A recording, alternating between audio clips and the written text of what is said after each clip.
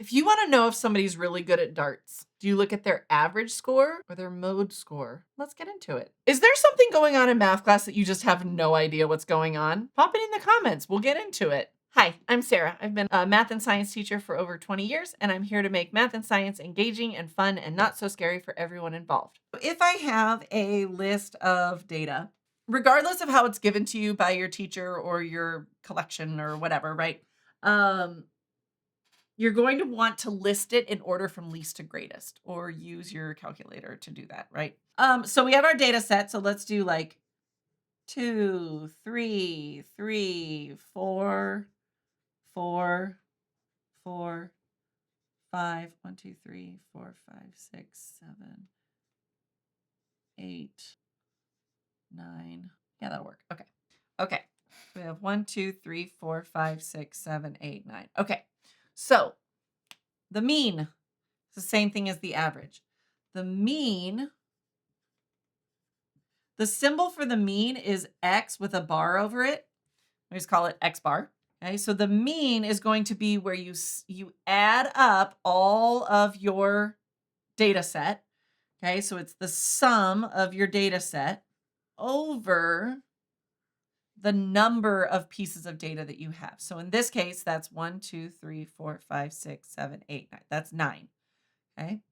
So if I add all of these up, 2 plus 3 plus 3 plus 4 plus 4 plus 4 plus 5 plus 6 plus 6, I get 37. So 37 over 9, give me about 4 something. So it's 4.1 repeating. So that's my mean. So mean, again, is the same thing as like average, okay? So that's how you calculate like your grades and things like that. So all of these mean, median, mode, and range, they're all measures of central tendency. So they're like measures of center. So there's different ways of looking at the center, right? So one way of looking at it is the average. Now, the average is not always what you want to know about, right? Like the average in a class is kind of what you're paying attention to, right? Like your grades. But if you were doing something like throwing darts, right? If you were throwing darts and you're paying attention to the score, you don't really care about what your average score is. You care about which one you're hitting the most, right? Which point value are you hitting most frequently, right? That is called the mode. Okay. So the mode, most frequent. Okay. So in this case, the most frequent one is 4.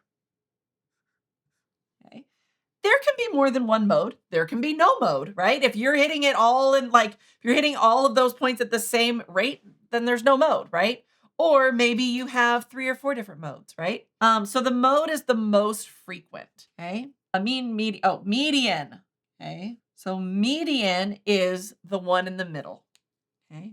So it's the one in the middle of the pack. So you count in from the ends. So in this case, our median is 4.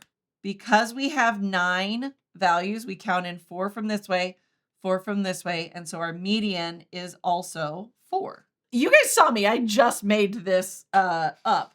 But the range of this, you're going to take your maximum value minus your minimum value.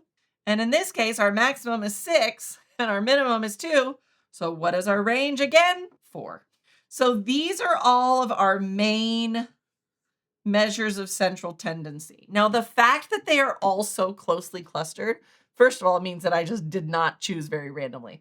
Second of all, what it means is that all of our data is pretty closely packed together, okay?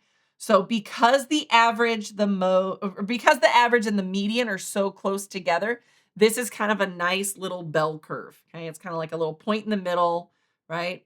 If we've got these things, it's going to be pretty well distributed. It's going to be like a normal distribution, right? We're going to have that nice high peak in the middle, okay? So yeah, so this is what the main measures of central tendency are.